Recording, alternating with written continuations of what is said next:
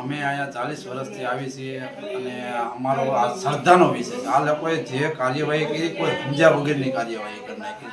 અહીંયા અમે બટુક ભોજન બાપુ કરાવે છે વર્ષમાં 3 વાર. એ એના સૌ ખર્ચે કરાવે. કોઈ પાસે એક જાતનો ફાળો લેવા નથી આવતો, કોઈ જાતનો અહીંયા પાઠ માંડવામાં નથી આવતો, નથી કોઈ દાણા જોવામાં આવતા, નથી કોઈ દોરા કરવામાં આવતા. બધાય શ્રદ્ધાથી આવે છે અને બધાય શ્રદ્ધાથી જે કાંઈ દાદા પાસે માગે છે. બાપુ કોઈને આપતા નથી. એમ કે દાદા તમને સારું કરી દઈશે બાપા, મારી પાસે કાંઈ છે નહીં. બાપુ ખુદ કામે જાય છે. વન વિભાગે કોઈ જાણ્યા જોયા વગર કાર્યવાહી કરી. એ લોકોએ અમે કીધું તો એ લોકોએ એમ કીધું ભાઈ અમને તો ઉપરથી ઓર્ડર આવ્યો છે એટલે એના માટે અમે આવ્યા છે અને આવ્યા છે તમે અત્યારે લઈ જાય છે તો તમારે દાદાની શ્રદ્ધા છે પાછા આવી જશે. તો અમને શ્રદ્ધા કે દાદા પાછા આવશે જ.